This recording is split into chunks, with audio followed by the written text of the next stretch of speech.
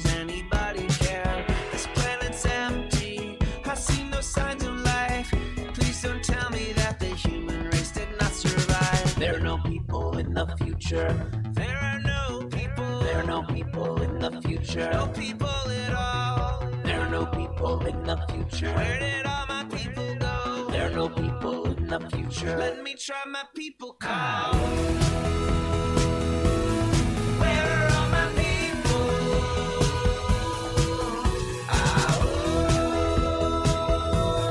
Where are all my people?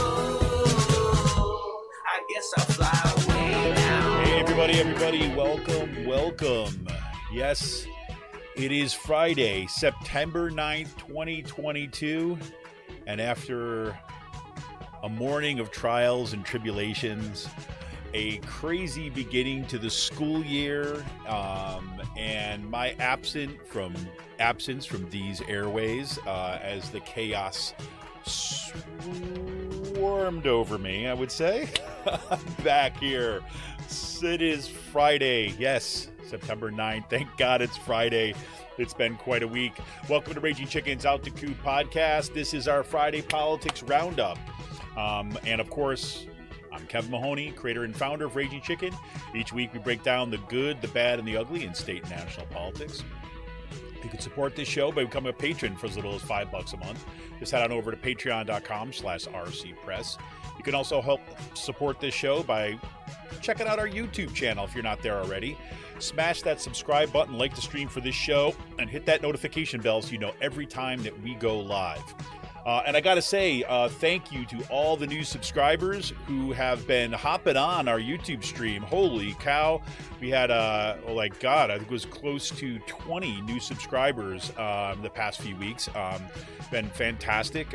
Looks like our past couple interviews have touched some nerves, which is really good. That's what we're hoping for. And you know what? We got to do what we can, right, to push back against the right in here. Morning, Amy. Yes, so while we're at it, friends, let's not let Paul Martino and his, billionaire friends buy our schools and push extremist politics in our community. Raging Chicken has teamed up with Level Field to launch a truly community-rooted PAC to invest in organizing, support local and statewide progressive candidates, and unmask the toxic organizations injecting our communities with right-wing extremism. We're putting small-dollar donations to work to beat back the power of big money.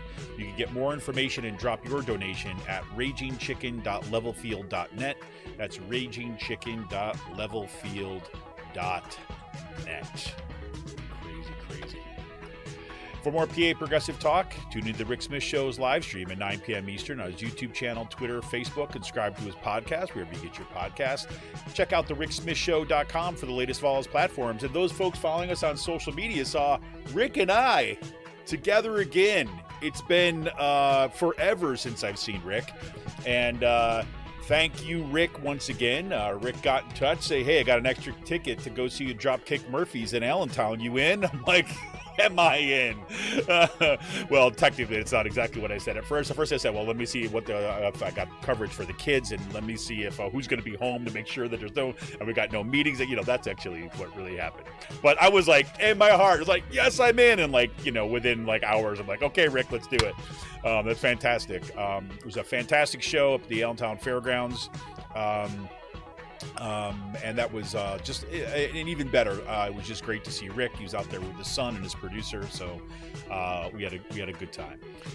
You got to also check out season 2 of the Sisters of the Night Caucus podcast. They are flooding the streams, and it is indispensable listening if you want to know the kind of insider, backdoor, behind the shed kind of information about what is happening in the elections, in the kind of political circles, and in particular in areas of the state that are not necessarily foreground in mainstream reporting. So the Sisters of the Night Caucus podcast is absolutely fantastic. The amazing PA women stirring the political cauldron behind that podcast rock the house, and they know where the bodies are buried.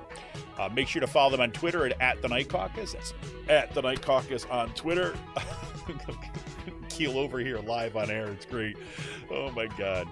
Attention all you gamers out there. The Game In is a Quakertown-based Black family-owned gaming store. They're friends of the show, and they've got everything from retro N64s to the latest consoles, video games for all platforms, collectibles, action figures, Funko Pops, walls of Funko Pops. And kids get a discount with every A on the report card since school's back in session, so definitely check them out on their Facebook page. Follow them on Twitter at @TheGameIn. That's with 2 N's. That's @TheGameIn. If you got a question about a game, looking for something hard to get, shoot them a message or drop them an email at thegameinpa@gmail.com. Special shout out goes to, as always, Jonathan Mann, who wrote our intro song, There Are No People in the Future. Check out all his great stuff on his YouTube page and follow him on Twitter at @SongADayman. That's @SongADayman on Twitter. And look, folks, we want a progressive future. We need progressive media. Support Pull No Punch's homegrown progressive media today. Become a patron of Raging Chicken for as little as $5 a month. Just go to patreon.com/rcpress. We're here for the fight, but we need you. Become a patron for the price of a good beer once a month. Help keep the media in the movement and the movement in the media. Movement in the media. Become a patron for as little as $5 a month. Go to patreon.com/rcpress today. So, it's been something. I'll start with just this morning, shall I?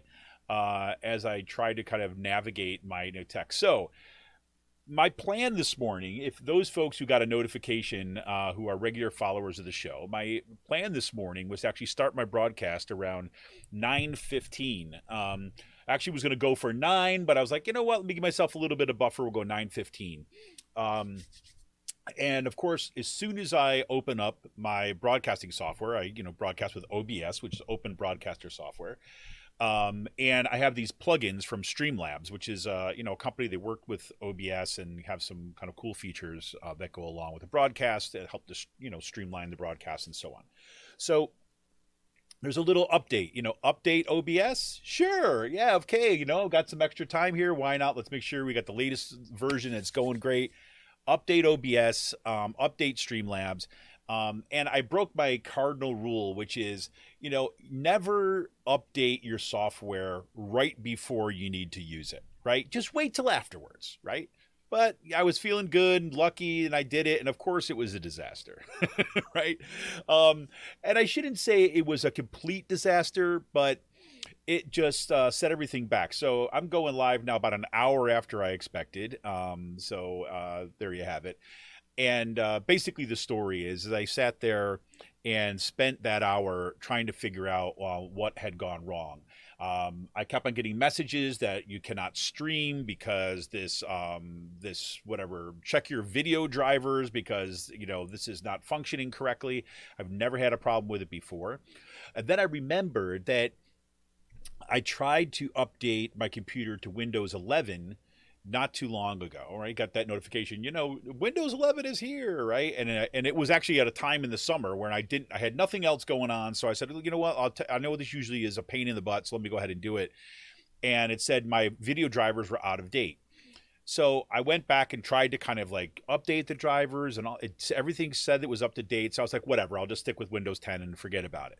But apparently the same issue just happened with OBS too as well. So anyways, I'm sitting there looking at all these tutorial videos, and I finally find a video that was helpful, right? Because what was on the Windows site was completely not helpful. What was on a lot of the other sites were like, how to update in Windows 10, right? Update the video driver in Windows 10, but they were like from 10 years ago, so they're still using like, out of date, formats and things like this. I finally find it, and then I listened to this one guy, which I wish I still had his page up. I'll have to give him a shout out when I can, because it was really helpful. It was one YouTube video, and one of the things what was helpful for me was that I say, here's how you do the update. This is the easy way, and I did that. It didn't work. Said everything was still up to date. But then he says, a lot of times what happens, and this was the information I needed to hear, a lot of times what happens is that Windows automatically pulls updates, but sometimes they screw up, right? Sometimes they screw up and it doesn't actually go to the right pull down page, or they have out of date settings or whatever it might be. So he said, well, this is how you go. And here the links are down below to go to your driver's website in order to kind of update it yourself. And I'm like, there you go. So go to NVIDIA, blah, blah, blah, download the driver myself, install it myself. And here we are. And that was what was causing all the problems. So just know that I have I'll have a great tip for you.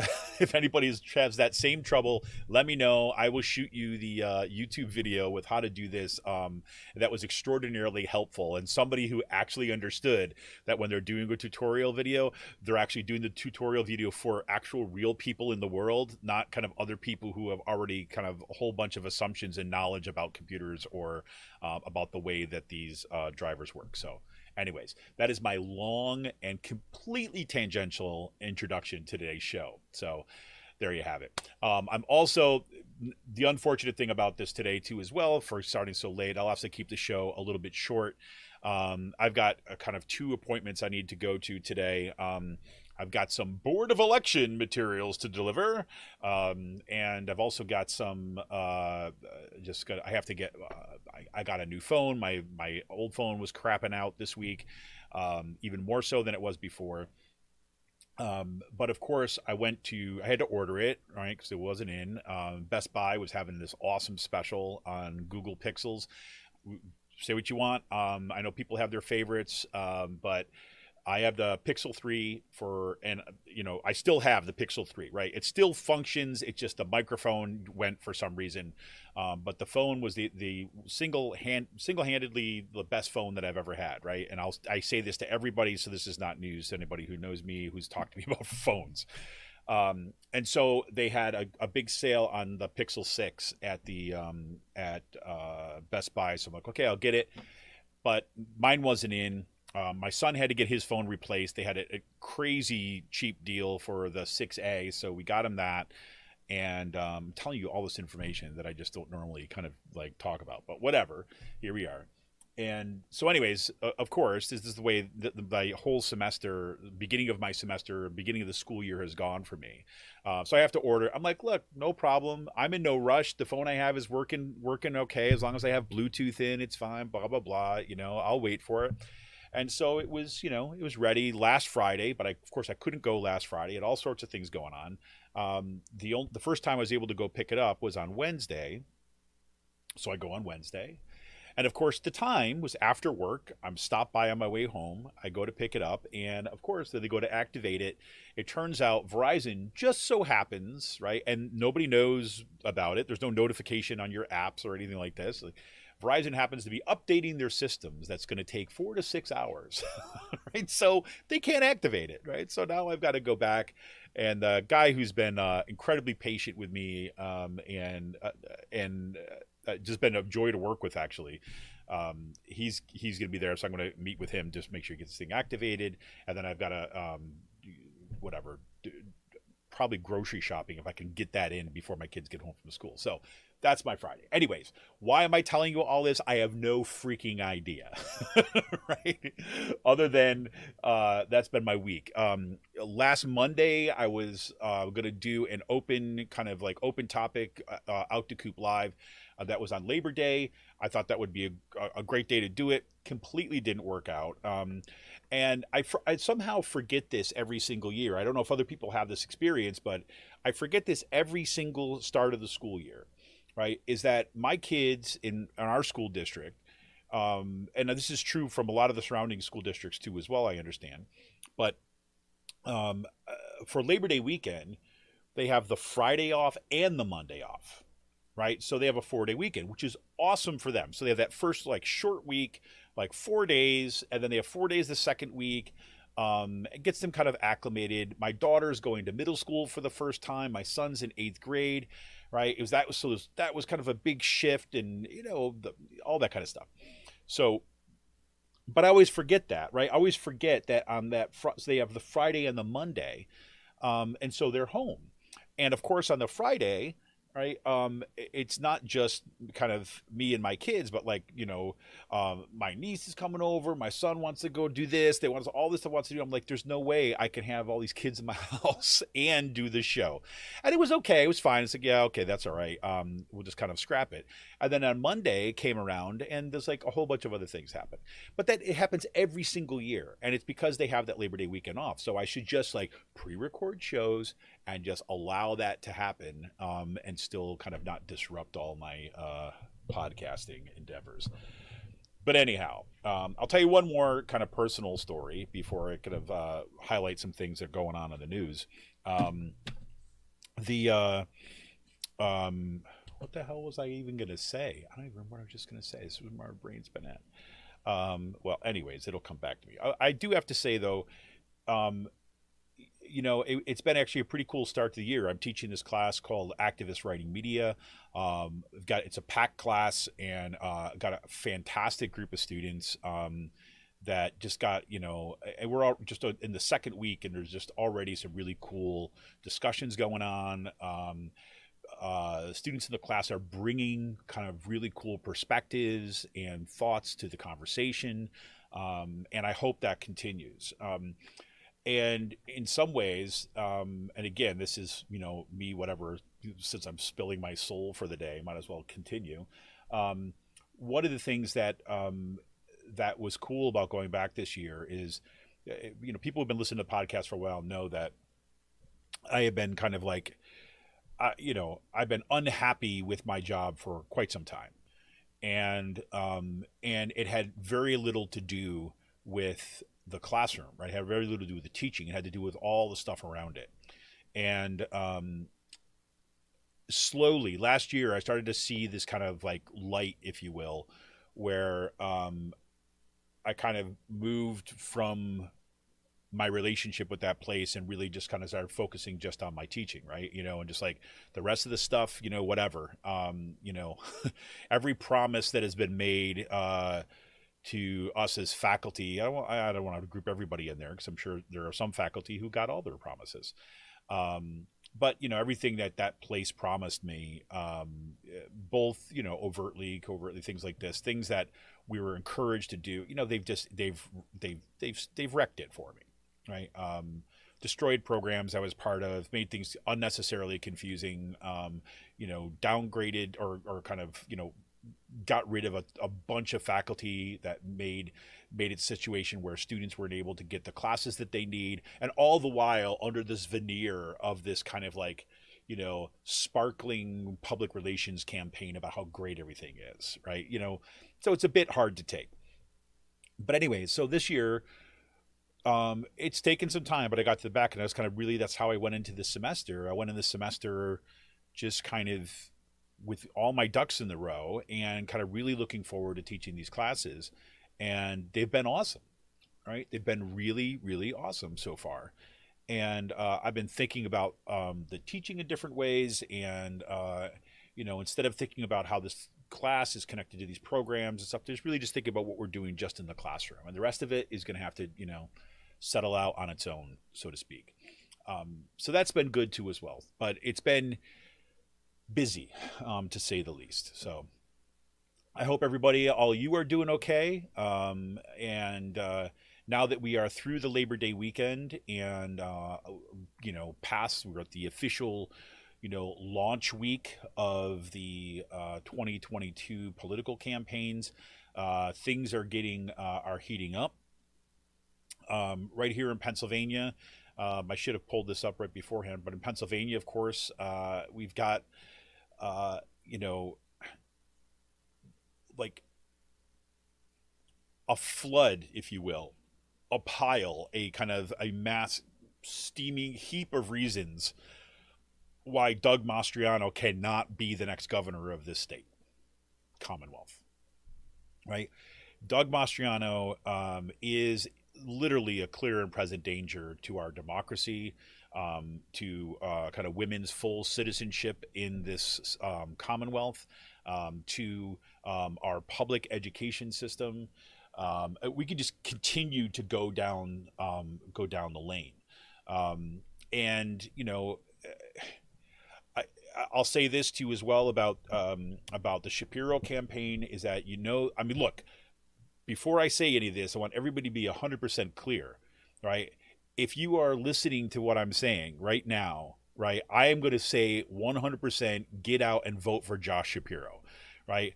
Vote. I don't care what you need to do, right? I don't care what kind of I don't know, meditation you need to do to kind of separate kind of your act of voting from your kind of personal soul and identity, right?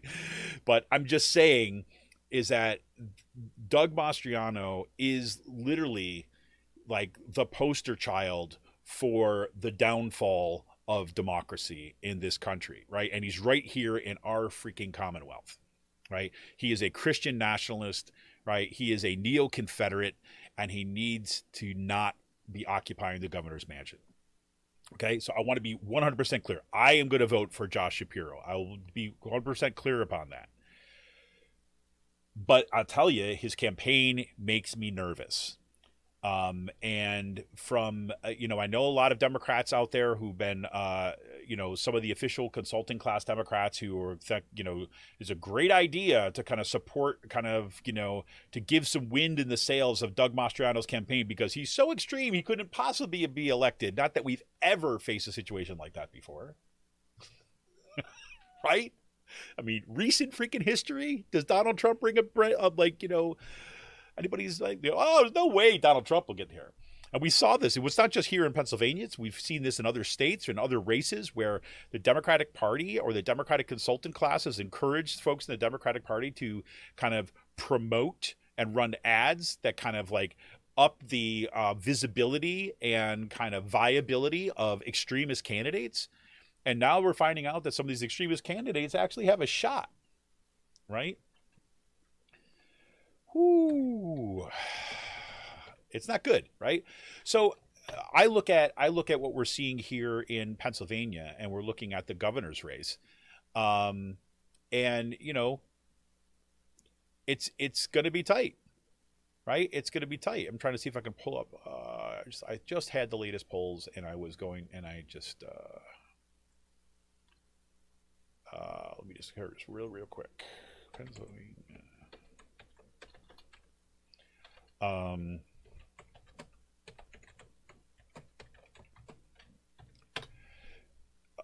So it's been tight. Now right now I'm looking at the let's see, let's go. Right now we have Shapiro is up by 6.9% percentage points. This is now I'm looking at the numbers from 538. Right, so we're looking at Shapiro at a 47.9% and Mastriano about 41%. The good news is that it used to be about a 3 percentage point difference at the beginning of the summer, right? However, those numbers the gap has widened, right? And particularly after some revelations continue to come out about Mastriano basically, being in bed with the guy from Gab, that kind of white supremacist Christian nationalist website that allowed the shooter for the Trio Life Synagogue, to spread his hate there and help organize his shooting and announce his shooting. Right. So Mastriano had kind of, donated or, given them or paid them, whatever you want to say, $5,000 for kind of consultant fees for here. So you're having this kind of extremism. And it was also reported that what that meant for Mastriano's campaign is that, when new people joined Gab, right, furthermore extremists, they were automatically somehow following Mastriano's campaign. Right. And then other folks that are reporting afterwards, and apparently there was some altering of that, and then it turned out that he was encouraged to do Mastriano's campaign, and it took him for a long time to actually publicly kind of break from Gab, but whatever. Everybody knows what's going on there. So his direct ties there. Now there was also pictures circulating of him kind of like parading around in a Confederate soldiers kind of uniform as part of kind of some Civil War reenactment type thing, and kind of defending Confederate graves in Gettysburg or something along these lines.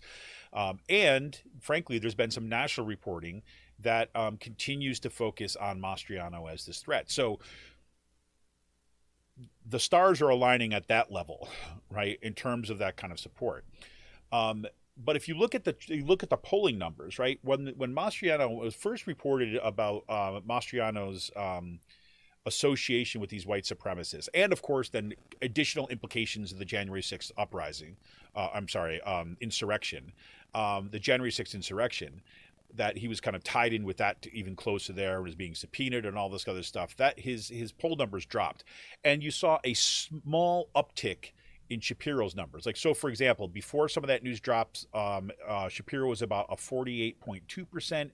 After that news drops, it kicks up to 49.4%, and then as high as 49.8%. And it's about as high as it got. Right now, there's some other polling that kind of had it a little bit differently.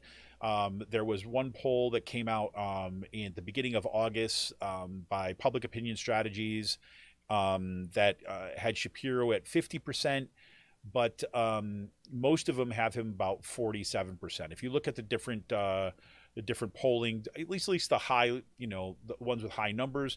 If you look at the Trafalgar group, right, they have it as a 49-45 split. If you look at the Franklin and Marshall poll, that has it a 44-33 split, which is interesting. That's really an outlier. It shows Shapiro up by 11%, but it's also got, according to 538, a B/C rating as the polling. Now, the Emerson College poll, which came out August, was conducted between the 22nd and the 23rd of August, they had Shapiro only up by 3 percentage points. Right.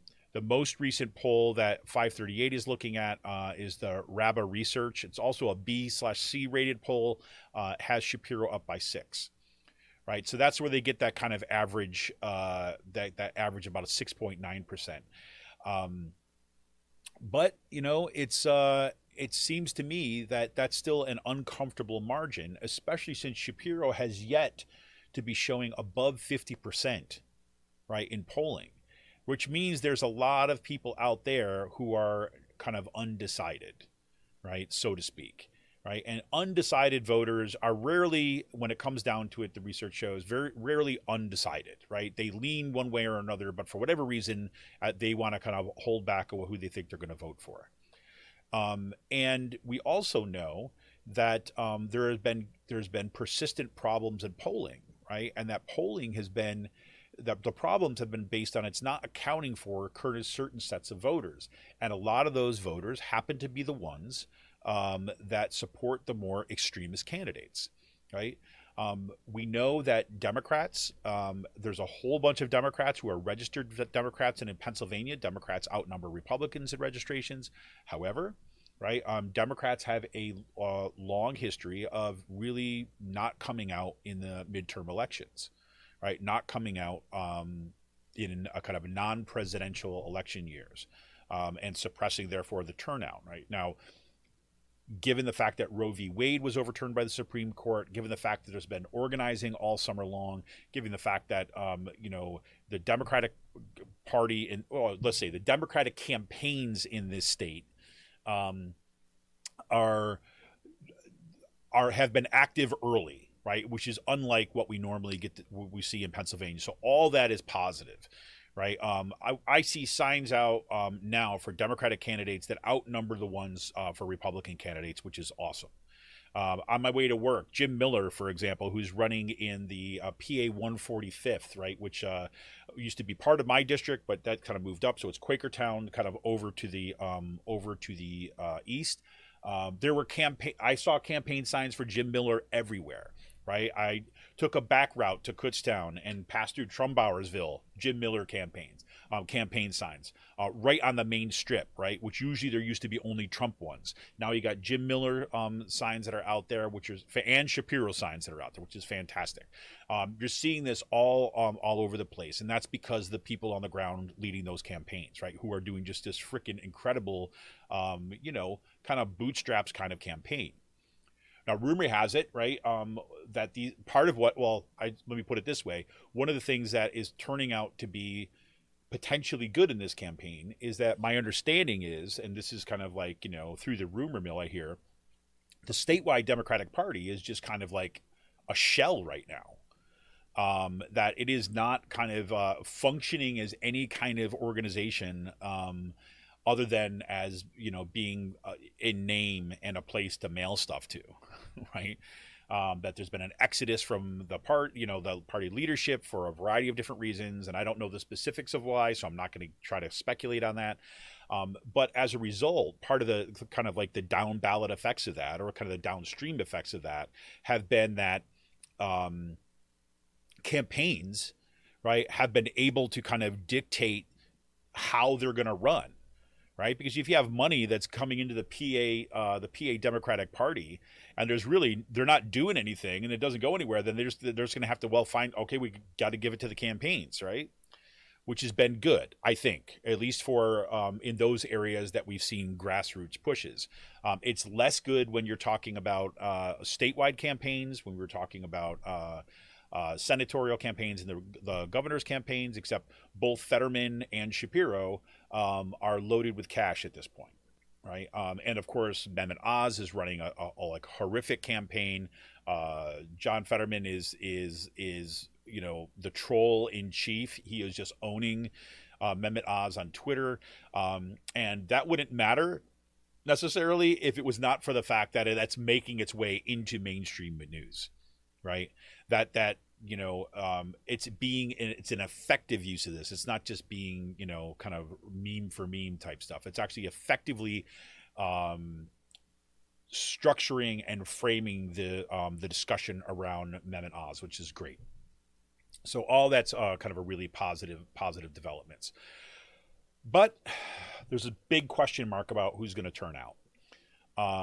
And I look at it and I'm like, this is like the crisis moment. This is really is. It's like, again, I'm laughing because I'm like, it's a crisis moment again, right? Here we are again with the crisis moment. So anyways, so that's kind of one of the things. And, we'll see. I don't know. I don't know what else to say about that. I don't want to, I do not, well, let's put it like this way. I do not feel hopeful at this point. I do not. I am not saying that I'm feeling like cynical. I'm not saying that I'm not arguing here that I think that that Oz or Mastriano are I really think they're going to win. I'm not saying that. I'm just saying I feel uncomfortable, right, with any kind of complacency given the the history of what happened during the Trump and Hillary Clinton election, and what that regime basically wrought on people in this country, right, and the world for that matter.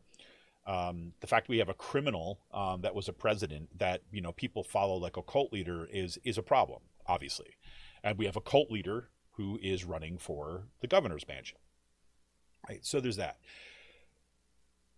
Going back to the point that I started all this with the other things that make me nervous about the Shapiro campaign is that they're exhibiting behaviors that are consistent with this kind of 1990s Democratic Party consultant class way of thinking, right? They have it in their brains, it seems to me, that this assumption that Pennsylvania voters or American voters, whoever you want to say, they have this assumption that it's dominated by conservatives.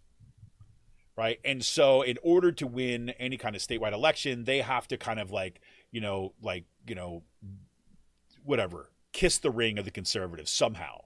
Right. They have to cozy up. They have to kind of, prostrate themselves before the altar of conservatism to win votes. Right. And I think that's a misreading of the public. I think it's a misreading of how we need to conduct politics in this state, this Commonwealth. And I think that it's dangerous, right? Because it works from the same playbook that thinks that, hey, Mastriano is too extreme, that he can't possibly get elected. And the key thing that stood out for me was this, is when Josh Shapiro decided to make it a kind of a known thing in the media that he disagreed with Governor Tom Wolf's masking protocols for Pennsylvania, particular schools, right? That his campaign and him went out of their way to make sure that everybody knew that he was maybe not an anti-masker, right? But he was certainly not one of those, liberal, like, mask Nazis. He was not a mask, right? Like, he was not like an authoritarian masker, right? And says that he disagreed with Governor Wolf doing this. Now, I'm looking at, you're talking about a once in a century pandemic. You're talking about the most basic protocols, right? The least that you can do to keep people safe. And Shapiro was saying, yeah, I don't know if we should do that. I'm much more into the individual responsibility kind of thing, which is total dog whistle to the anti-maskers. And the people in his campaign know that. So, will he peel off some of the extremist anti-maskers to vote for him? Maybe. But the cost of that is turning off Democratic Party base voters. Right? People like me, people like all these parents who have been trying to protect their kids and going to school meetings and having to kind of deal with the assault that these right-wing nut jobs are bringing to the school board meetings, wanting to try to protect their kids to make sure their kids actually were going to, the protocols are to keep them safe, and finding that, the school boards being overturned and overrun by extremists and say, no, we're not going to mask right here in the Penridge School District. Even putting pressure upon Governor Wolf to kind of like pull back on the protocols, right? Same crap that's going on in our country as a whole, right? All those parents who spent really a significant portion of their lives for the past few years trying to keep their kids safe. Now you got the Democratic Party candidate for governor coming out and saying, yeah, I was kind of with the anti-maskers. Did he say that exactly? No, he did not. I know he did not say that particularly. But that is how it is going to be heard, or has been heard. How do I know that? Oh, guess what? I talked to people who were really upset about that. Really upset. And these were not radicals who were saying this. These were parents who got mobilized because of what was happening in the school board stuff. These are people who have Shapiro signs on their lawn and we're considering taking them down. I'm like, no. But just as a visceral response. So what happens to that next tier down below them, right? Those are people who are engaged at this point, who know at this point that they're going to vote for Josh Shapiro, even if it means that they end up really not liking him because they know what the alternative is. But down below that, like that circle of support, right? People who might be neutral, people might be more like kind of passive allies, right? In the strike, they'll be there, they're kind of voting stuff like that. They might think like, oh, again, what they're going to hear.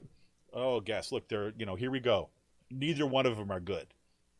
And in this country, it is so easy to get people to kind of accept like defeatism and fatalism and kind of like there is no alternative, or, they're all the same. And just to stay home. I mean, that's what, we spent a long time in this country kind of like fostering that kind of culture when it comes to elections, keeping people cynical. That was a cynical move on Josh Shapiro's campaign's part, and a cynical move that could potentially impact kind of what kind of turnout he's going to say. That's the kind of thing that makes me nervous.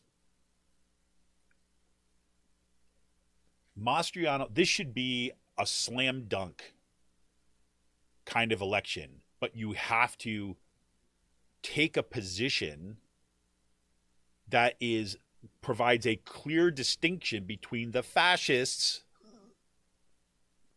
and the Democratic Party candidate. You don't need to kind of step to the right. No, you need to hop to the left, right? Or not even the left, for Christ's sake. I mean, you could just stay in the freaking center. And by being in the center does not mean that you're going to, you be wishy-washy and you kind of like try to appease everybody. But you could just walk a middle road, right? And say, and look, you say, instead of coming out and saying, like, I disagree with Tom Wolf on his masking protocols, what you do is you say, like, someone asked, well, how did you feel about the masking protocols? Right? I said, look, we were in a once in a lifetime pandemic, right? And did we do everything perfectly? No, and no one ever did, and no one anywhere did. What we try to do is we try to keep everybody safe. And look, reasonable people are going to disagree about kind of what degree is, but my job as Attorney General was to ensure that we kind of had a consistent policy, and that was kind of rolled out across the state. And we had to do it in a context when you had these extremists occupying school boards pushing back against everything that we did. That's what you say.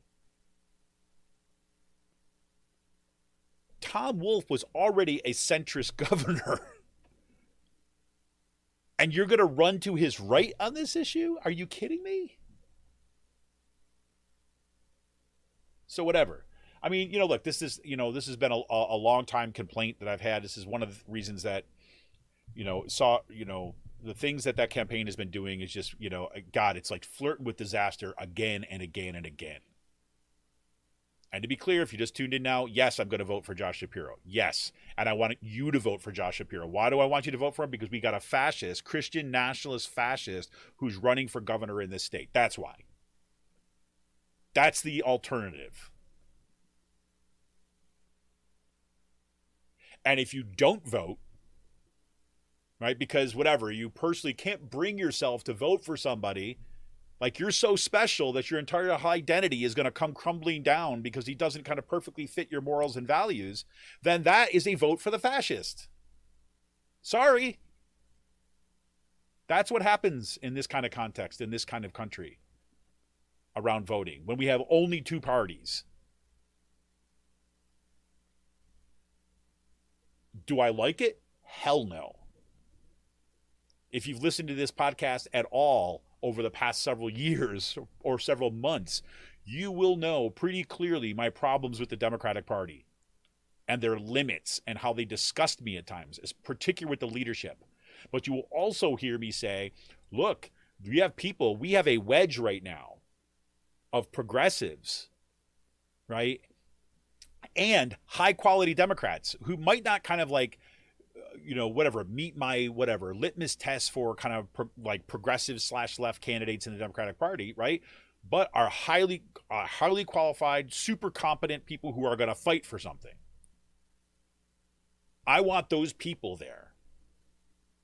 At the same time, I want a clean house on the Democratic Party leadership in the state and the country.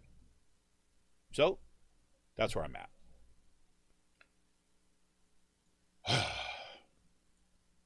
Sorry. One more thing, like I said, I've got to get out of here soon. So one more thing I did want to bring up today, because this has been weighing heavily on me all week. This is the other reason why we have to win these elections in the fall. We have to get Fetterman elected to kind of flip that seat, to kind of turn that blue from red. We've got to get Gwendolyn Stoltz elected in the 143rd. We got to get Jim Miller elected in the 145th. We got to get Mark Pinsley elected in the Pennsylvania Senatorial District 10. This is in my area, right? And everyone who's running, who's like the Democrat progressive in your area, right? Ideally, you've got some good candidates that are out there that they're going to be in there too as well. The battle. I mean, you heard the discussions I had with folks on this podcast over the past kind of several weeks. I mean, we had Alyssa Bowman on the show, and from True North Research a couple weeks back, and she was saying, look, the fight is going to be, in the states. Right. So as many of state house seats that we can get flipped to Democrat to make the Republican majority, ideally a minority, but at the very least a small majority. We got to do that. Right. We got to kind of do the same thing in the state Senate, and sure as hell we know that we got to keep the Senate at the federal level. The Democrats need to keep the Senate at the federal level, right, and maintain the House. if we have any hope. Now, here's the one big thing, the one big issue that has been sticking in my brain about, if nothing else, this is why. So you may have seen reporting this week about the so-called Doomsday Glacier in kind of western, basically it's the West Antarctic ice sheet. I'm completely drawing a blank in terms of the name of the glacier now. It starts with a T, I believe. But basically, as a result of some new studies that they've done, that they look like the potential for a collapse is sooner rather than later, right? And they've been watching this western kind of ice sheet in western, or the ice sheet in western Antarctica, especially closely, because the way that the glacier is held back, and what is happening underneath the glacier. So I saw this really great kind of discussion of this. So it's basically like you think about it like this: you've got the land of Antarctica, right? And glaciers flow obviously from the land to the sea, right? Well, this one part in the west basically throws to the sea, but then there's some water, and then there's kind of like, think about it like an island offshore, like a big kind of landmass offshore, right? And so, but I think it's more what wraps on like a peninsula. So what happens is that, so the ice sheet comes out, it hits that water, right? But then it runs into ground again, right? And that's that part, right, where it's kind of over water and kind of hitting the ground, that is holding the rest of the ice of the glacier flow back, right? What they've been worried about is that stopgap, right? The cork in the bottle, so to speak, right, is disintegrating. And they found that the water below that ice sheet, because it's over water, right? The water below in the Antarctic water there, right, is actually a degree or two in places above freezing.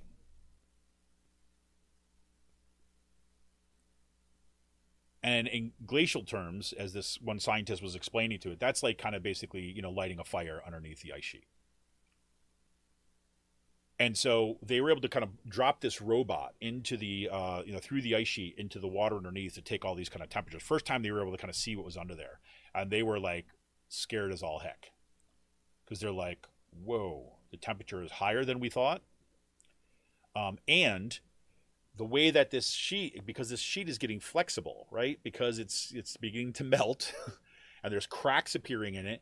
And so it's actually wobbling, right, with the tides. And they said what that basically is acting as a pump, to pump this warmer water in and out underneath the glacier, which is kind of speeding up the erosion process, the melting process. That breaks, whenever that breaks, they thought it was going to be like another, 20, 30, 40 years out, right? And now they're saying, well, this can actually happen a lot sooner than we think, maybe 5 years, right? Once that happens, that breaks off. That's going to raise sea levels a little bit, right? That whole chunk at the end there, the cork, right? But that will speed the glacier forward because there's already been warming there. The glacier, the ice sheet behind that cork, right? When that goes into the ocean, we're talking about 6, 10, 15 feet of sea level rise in a very short period of time. Another report comes out this week as well, just yesterday actually. As the Guardian reported, it says the world on the brink of 5 disastrous climbing tipping points, the study finds. What are they? Well, it shows that, sorry, I accidentally clicked on the wrong thing. So number one, like I said, you have the western ice sheet. The western Antarctic ice sheet, that they're concerned about that kind of heading in, right? They're also showing that it looks like there may be the collapse of Greenland's ice cap, right? And this is how it says in the Guardian, that eventually produces a huge sea level rise. They're also seeing that we're approaching the collapse of a key current in the North Atlantic. We've talked about this on the show before. The kind of basically the warm waters of the Gulf of Mexico basically flow up the the coast of North America and then out into, towards England and, Iceland and all that kind of stuff. And then it dips down, right? It cools off and then it sinks, right? And when it sinks, right, then it kind of cools off and it keeps this flow going, right? Well, as fresh water pours into the ocean, right, as the weather gets warmer and the oceans get warmer, this motion slows and the water gets slightly warmer. So it doesn't sink as well. And when it doesn't sink, it doesn't keep that current going fast. Right? They knew this was coming, right? To say if we don't kind of stay below 1.5 degrees by, what is it, like 6 years from now? Or by whatever, 2050. But if we don't get there, we don't make stuff now, we don't kind of, have clear targets, or we haven't made the transition now, then this is what's going to happen. They also said that, look, there's going to be an abrupt melting of carbon-rich permafrost, right? Not like a slow melting of the permafrost, but an abrupt one. And when some of that permafrost melts, right, what it does is it releases all the frozen methane below the surface. Right? You ever see those pictures in Siberia where you see these giant craters, right, that have kind of erupted out of the ground because the permafrost has melted? That's what we're talking about. And methane, as we know, is a more dangerous greenhouse gas than carbon. It doesn't stay in the atmosphere as longer, so in that sense, okay, but it increases, global warming faster, right, initially. So all that. They have this great chart on the sheet, right? So they basically said, they have this range of kind of, when are we looking at these collapses, right? So they've adjusted the timeline. And so, okay, it says, we're at 1.1 degree of warming, right? Now, they originally thought that the Paris Agreement targets were going to kind of help us out, right? And so they have this kind of mapped out in this blue. And they thought that would prevent a bunch of this stuff. But now what they're seeing, based upon new data and new studies, kind of where we're at,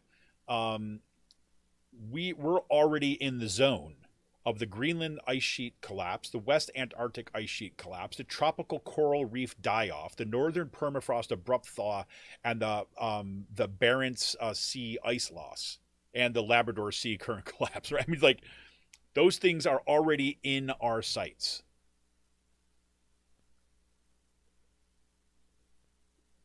And so why am I talking about climate change now, right? It's because of the freaking chaos of the right wing in this country, because of what we've been having to deal with in this country, because of people like Joe Manchin and Kirsten Sinema. We can't address that. Instead, the evening news is freaking running every day with the blow-by-blow of what's happening at Mar-a-Lago and the confidential documents with Trump.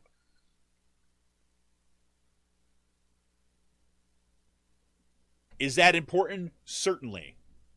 But you know what? How about imagine a world in which we have the updates about what's happening in the Trump thing at the end of the newscast, not the first half of the newscast. Let's say the first half of the newscast was looking into reporting on what was happening in terms of our climate crisis. Imagine that. That will not happen unless we have a party and politicians and leaders who are pushing for that conversation, pushing legislation, pushing it in their campaigns, and pushing it everywhere they get a chance to do. We've seen what happens when social movements, right, in the wake of the overturning of Roe v. Wade, when they get mobilized and push.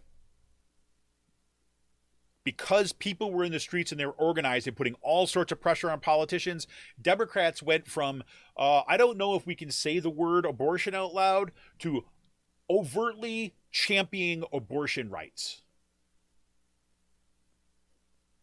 You had a do-nothing Senate under Chuck Schumer, who was more interested in maintaining collegiality than he was of getting rid of the filibuster and actually doing something. Getting to the point of actually forcing the senators to vote on enshrining say, same-sex marriage into law, the protections that currently exist under law. The House passed that bill. Why did they pass it? Well, because those same people that got mobilized because of the overturning of Roe v. Wade saw the writing on the wall, read that decision and said, look, this is what's going to happen. Next, we're coming for you. Then we're coming for you. And all of us are suddenly remembering, you know, that famous, God, I can't believe it. That, you know, the famous saying, you know, first they came for the communists, but I said nothing because I was not a communist. Then they came for the unionists, but I said nothing because I was not a unionist. Right? And so on and so. Then they came for the Jews, and I said nothing because I'm not a Jew. Right? And then at the end, then they came for me, and there was nobody left to say anything. Right? And suddenly, like, holy crap, they actually did this. They didn't just say they were going to get rid of Roe v. Wade, overturn Roe v. Wade. They did it. And now Clarence Thomas basically put the stake in the ground, and Alito kind of like echoed it in his decision. Yeah, now we're going to be looking at same-sex marriage. Now we're going to look at kind of multiracial marriage, right? Now we're going to look at your right to privacy, right? And maybe we'll even think about whether or not you really have a right to vote. Because you know what? It doesn't say that in the Constitution. You have a right to vote. That's where we're headed. And people are like, whoa, they really did it. They mean it, actually. They're not just saying it. And President Biden went from kind of like, oh, Republicans are my friend, to giving a speech basically saying, like, the MAGA Republicans have to be stopped. They've lost control of the party. Like, you got to get Democrats, you know, and not giving the kind of like, yes, he still had to kind of give his little, like, you know, his little crumbs over to some of his Republican friends. But there's a reason why Fox News and the right and the Republicans are freaking out that Joe Biden called them out as a party, not just as Trump, but as a party, because they know it's true.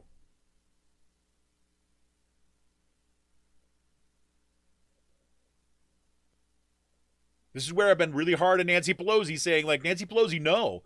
Every time she comes out and says, we need a strong Republican Party, and my response to that is, we already have one. It is a neo-Confederate, white supremacist, Christian nationalist party, and they are winning. How do we know we're winning? They got the Supreme Court justices on to overturn Roe v. Wade, which they said that they were going to do all these years. We have extremists that are taking over Secretary of State's job, like in Arizona, for example.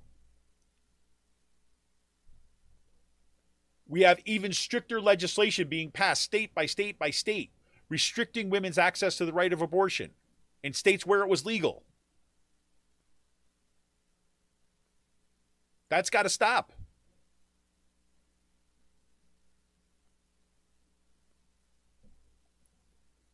South Carolina just approved, after a big fight, just approved more abortion restrictions.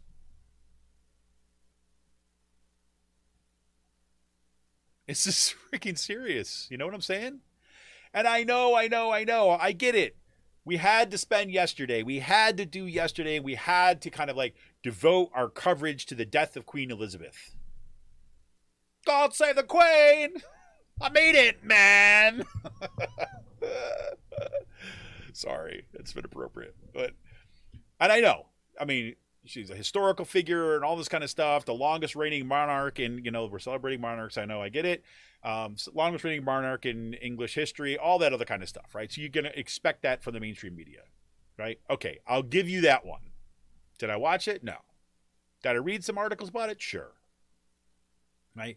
Whatever. But at the same time, that news is breaking, right? And the anniversary of Princess Diana's, death slash, encourage killing, if you will. In the wake of all that, and that's kind of like, our desire to get into the drama of the freaking royal family,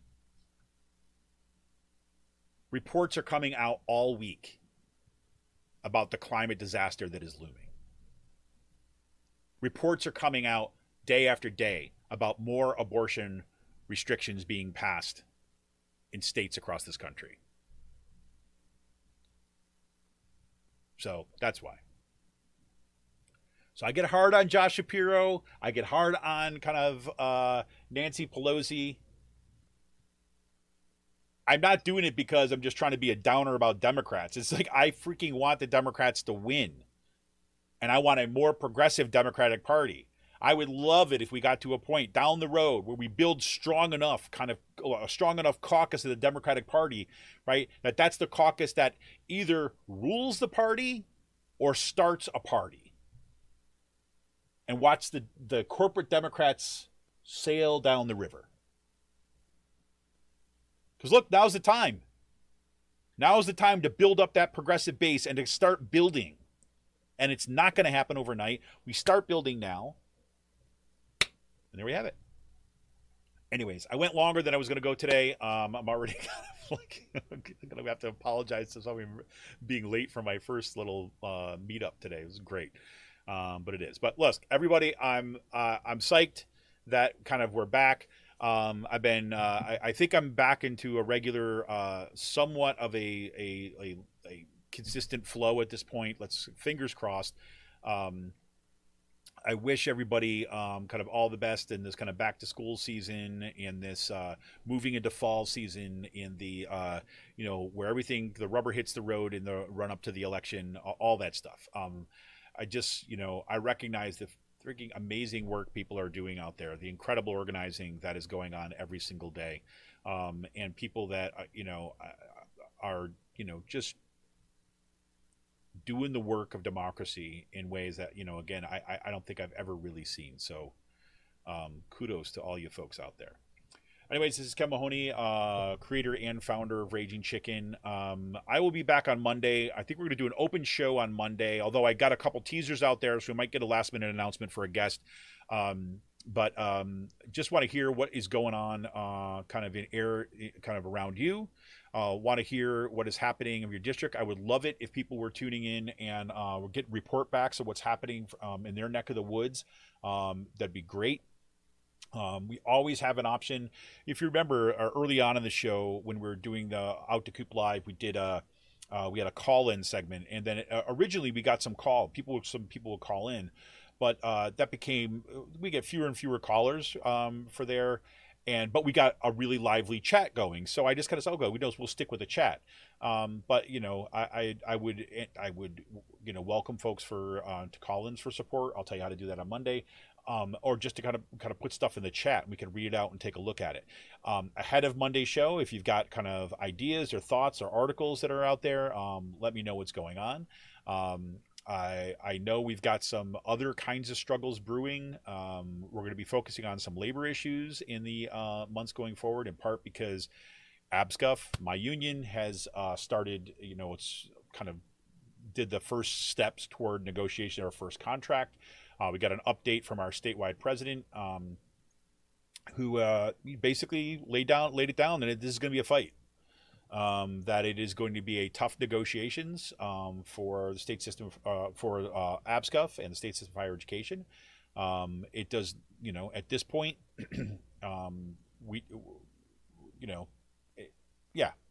we'll see. Okay, well, more on that.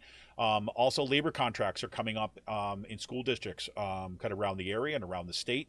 We've got some strikes that are happening, healthcare strikes, out in the Pittsburgh area.